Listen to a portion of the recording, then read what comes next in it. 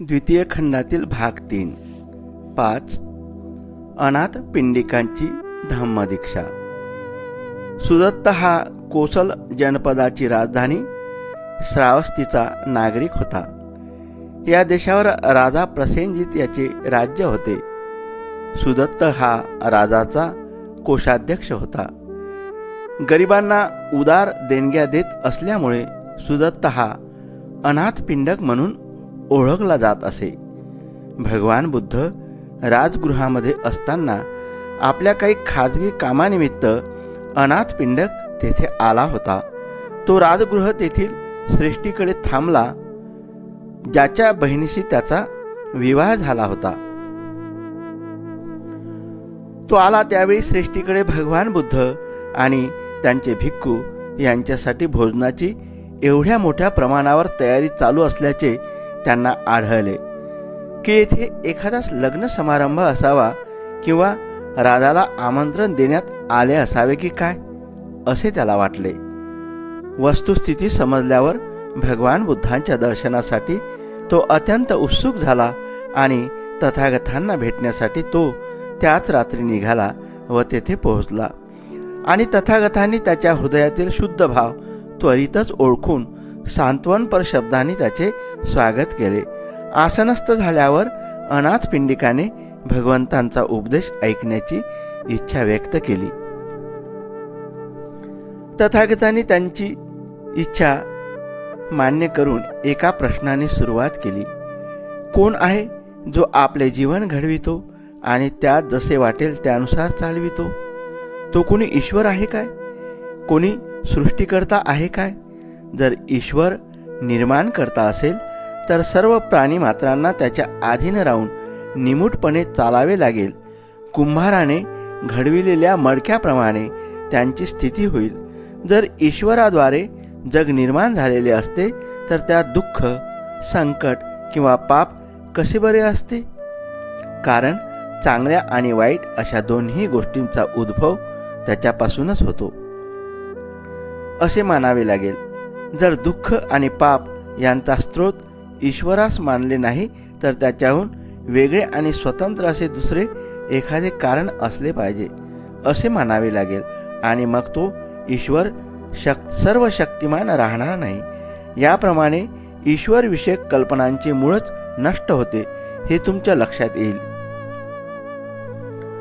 तर काय ब्रह्मापासून ही सृष्टी निर्माण झाली?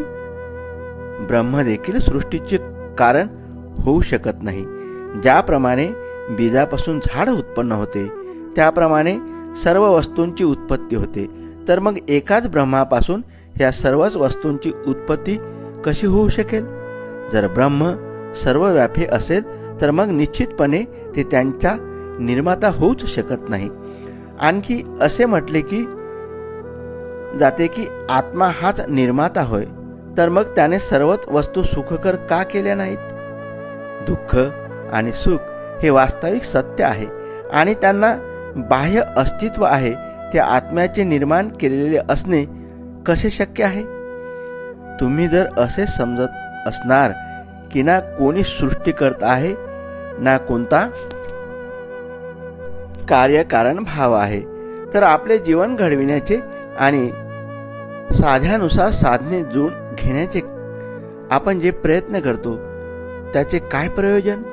म्हणून आमचे म्हणणे असे की ज्या वस्तू अस्तित्वात येतात त्या सर्व कारणाशिवाय अस्तित्वात आलेल्या नाहीत. त्या ना ईश्वर, ना ब्रह्म, ना आत्मा किंवा ना विनाकारण निर्मित झालेल्या नाहीत.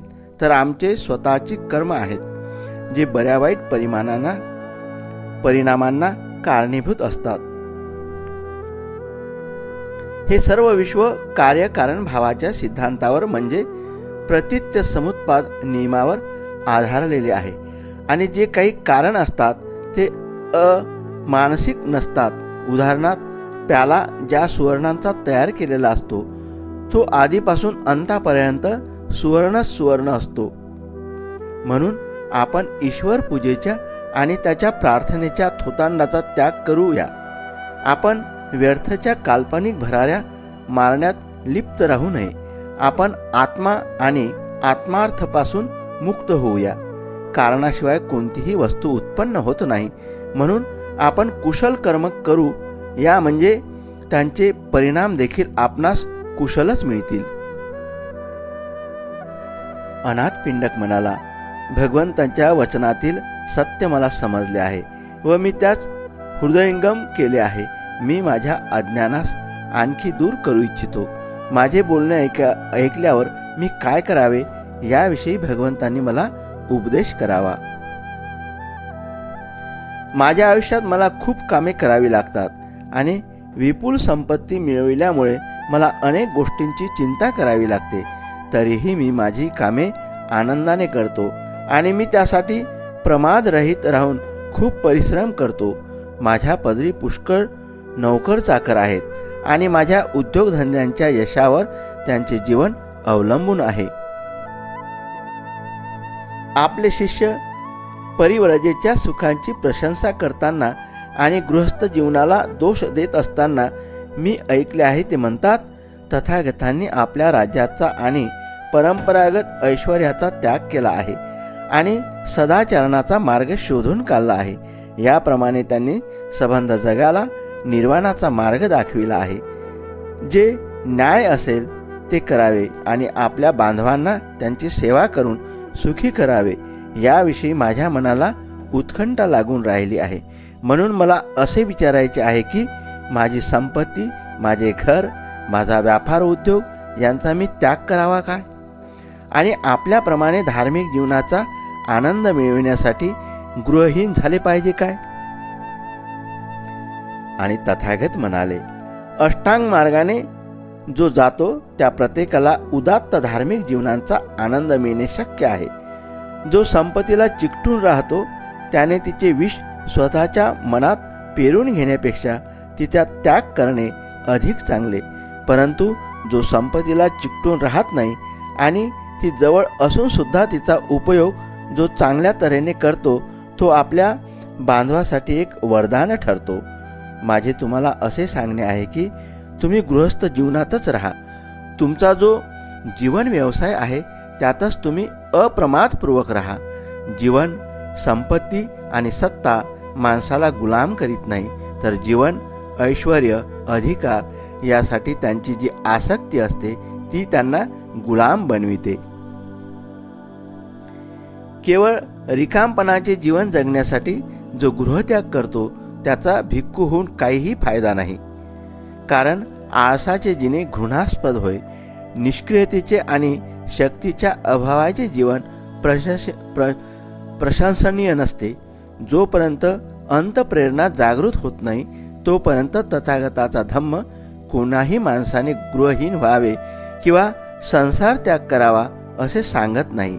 माणसाने स्वार्थाच्या भ्रमातून मुक्त व्हावे, कामभोग इत्यादी सुपभोगाच्या तृष्णेचा त्याग करावा आणि सदाचरणाचे जीवन जगावे असे तथागताचा धम्म सांगतो. आणि लोक काहीही करोत, कारागीर, व्यापारी किंवा राजाचे अधिकारी म्हणून काम करोत किंवा संसार त्याग करून धार्मिक चिंतनात आयुष्य घालवत, त्यांनी त्यात आपले अंतःकरण ओतलेच पाहिजे. त्यांनी मेहनती आणि उत्साही असले पाहिजे. आणि जर ते पाण्यात वाढणाऱ्या परंतु पाण्याचा स्पर्श न होणाऱ्या कमळाप्रमाणे राहतील, जीवन संघर्षात कोणाचाही हेवा किंवा द्वेष करीत नसतील आणि या जगात ते स्वार्थाचे नव्हे तर परमार्थाचे जीवन जगत असतील, तर आनंद, शांती आणि समाधान हे खात्रीने त्यांच्या मनात वास करेल, यात काहीही शंका नाही. अनाथ पिंडकाला जाणवले की सत्याचे हे दर्शन सर्व उत्कृष्ट आहे, साधे आहे आणि शहाणपणाचे आहे. त्याची तथागताच्या सद्धमात प्रगाढ आस्था झाली. त्याने हळूहळू भगवान बुद्धांच्या चरणाशी मस्तक नमविले आणि हात जोडून त्यांना उपासकाच्या दीक्षेची विनंती केली. 6. राजा प्रसेनजिताची धम्मदीक्षा. भगवान बुद्ध आल्याचे ऐकून राजा प्रसेनजित आपल्या राजेशाही इतमामासह जेतवन विहारात गेला. दोन्ही हात जोडून वंदन केल्यावर तो म्हणाला, माझे राज्य खरोखर आज भाग्यवान झालेले आहे. की आपण येथे आला आहात. आपल्यासारखा सत्याचा राजा धम्मराज उपस्थित असताना या राज्यावर विघ्न आणि संकट कशी ओढवतील बरे. ज्या अर्थी आता मला आपले पवित्र दर्शन झाले आहे त्या अर्थी आपल्या धम्म अमृताचे प्राशन करायला मिळावे. ऐहिक संपत्ती ही अनित्य आणि नाशवंत आहे, परंतु जे धर्मरूपी धन आहे ते शाश्वत आणि अविनाशी आहे. ऐहिक जीवन जगणाऱ्या राजाचेही जीवन दुःखी असते, परंतु पवित्र जीवन जगणाऱ्या सामान्य माणसालाही मनशांती लाभते. सुखाची हाव आणि अभिलाषा यांना कंटाळलेल्या राजाच्या मनाची स्थिती ओळखून भगवंत म्हणाले, अतिसामान्य स्थितीत जन्माला आलेल्या लोकांनी धम्मपरायण मनुष्य पाहिला तर त्यांना देखील त्याच्याबद्दल आदरभाव वाटतो. तर मग ज्याने पुष्कळ पुण्य अर्जित केले आहे अशा स्वतंत्र राजाला किती आदर वाटत असेल बरे. आणि म्हणून मी थोडक्यात धम्म उपदेश देत असताना महाराजांनी माझे म्हणणे नीट लक्षपूर्वक ऐकावे व आत्मसात करावे. आपले बरे वाईट कर्म नेहमी छायेप्रमाणे आपला पाठपुरावा करीत असतात. सर्वात अधिक गरज कशाची असेल तर ती करुणामय हृदयाची. आपल्या प्रजाजनांना एकुलत्या एका मुलाप्रमाणे त्यांच्यावर अन्याय करू नका, त्यांचा नाश करू नका. आपल्या शरीराच्या प्रत्येक अवयवास संयत ठेवा. कुमार्गाचा त्याग करा व सन्मार्गाने जा. दुसऱ्यांना पायदळी तोडून स्वतः उच्चपदी चढू नका. दुःखितांना सुख द्या आणि सात्वन द्या. राजेशाही बडे जावास अधिक महत्त्व देऊ नका किंवा तोंड पूजा करणाऱ्यांची गोड शब्दांत केलेली स्तुती ऐकू नका. तपश्चर्येने स्वतःला क्लेश करून घेण्यात काहीही लाभ नसतो, परंतु धम्माचे चिंतन करा व सदाचरणाच्या नियमांचे महत्त्व ओळखा. दुःखाचे व शोकांचे पर्वत आपल्या भोवती सर्वत्र उभे आहेत आणि धम्माचा विचार केल्यानेच आपण या दुःखाच्या पर्वतांना पार करू शकतो. तर मग अन्याय करण्यात काय फायदा आहे. सर्व शहाणे लोक शारीरिक सुख उपभोगांची उपेक्षा करतात. ते कामनापासून दूर राहून आपल्या आंतरिक विकासासाठी आणि पवित्र जीवनाचा अवलंब करण्यासाठी प्रयत्नशील असतात. जर झाडाला आग लागली तर त्याच्यावर पक्षी कसे जमतील. जिथे वासना असेल तिथे सत्य कसे टिकणार. जर हे ज्ञान कुणाला झाले नाही तर तसा विद्वान मनुष्य जरी त्याची ऋषी म्हणून स्तुती होत असेल तरी त्याला मूर्खच समजले पाहिजे. ज्याला हे ज्ञान झाले आहे त्यालाच प्रज्ञा प्राप्त होते. प्रज्ञेची प्राप्ती करून घेणे हा मानव जीवनाचा एकमेव उद्देश आहे. तिच्याकडे दुर्लक्ष करणे हे जीवनाचे अपयशच होय. सर्व पंथाची शिकवण याच्यावरच केंद्रित झाली पाहिजे, कारण त्याच्याशिवाय सर्व निरर्थक आहे. हे सत्य केवळ परिवारजकांच्यासाठीच नाही तर प्रत्येक मानव प्राण्याशी त्याचा संबंध आहे. व्रतस्थ भिक्खू असो किंवा गृहस्थ असो, व्रतधारी प्रवर्जित आणि गृहस्थ यांच्यात मुळात काहीच फरक नाही. ऋषीचीही अधोगती होऊन ती विनाशास प्राप्त होऊ शकतात आणि सामान्य कुटुंबवत्सल माणसेही ऋषीपदाला पोहोचू शकतात. कामवासनेचा सर्वांना सारखाच धोका असतो. सगळे जग त्या भरतीत वाहून जाते. जो तिच्या भोवऱ्यात एकदा सापडतो त्याची सुटका होत नाही. परंतु प्रज्ञा ही नौका आहे आणि विचार हे तिचे सुकाणू आहे. धम्म तुम्हाला असा आदेश देतो की तुम्ही माररूपी शत्रूपासून आपले संरक्षण करा. आपल्या कर्माचे परिणाम टाळणे आपल्याला अशक्य आहे, म्हणून आपण सत्कर्मेच करावीत. आपल्या हातून वाईट कर्म होऊ नयेत म्हणून आपण आपल्या विचारावर पहारा ठेवला पाहिजे, कारण आपण जे पेरतो तेच आपणाला मिळते. माणसाकरिता प्रकाशातून अंधाराकडे आणि अंधारातून प्रकाशाकडे जाणारे मार्ग असतात. अंधारातून गडद अंधाराकडे जाण्याचेही मार्ग असतात. त्याचप्रमाणे संधी प्रकाशातून अधिक उज्ज्वल प्रकाशाकडे जाणारे मार्गही असतात. सुज्ञ माणूस ज्ञानानुसार आचरण करील, जेणेकरून त्यास अधिक ज्ञान प्राप्त व्हावे. तो अविरतपणे सत्य ज्ञानांच्या मार्गानेच पाऊल टाकीत राहील.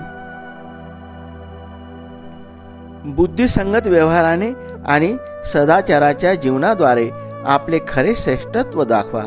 ऐहिक वस्तूंच्या तुच्छतेविषयी खोल विचार करा आणि जीवन चंचल आहे हे उत्तम प्रकारे समजून घ्या.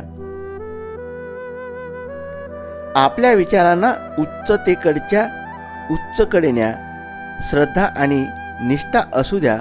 राजधर्माच्या नियमांचे उल्लंघन करू नका आणि आपल्या आनंदाचा आधार बाह्य वस्तूवर अवलंबून न ठेवता तुमच्या स्वतःच्या प्रतियुक्त मनावर असू द्या.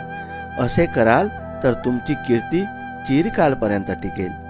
भगवान बुद्धांची धम्मवाणी राजाने अत्यंत आदराने ऐकली आणि अंतःकरणात साठविली आणि त्यांचा उपासक होण्याची इच्छा व्यक्त करून तथागतांची शरण ग्रहण केली.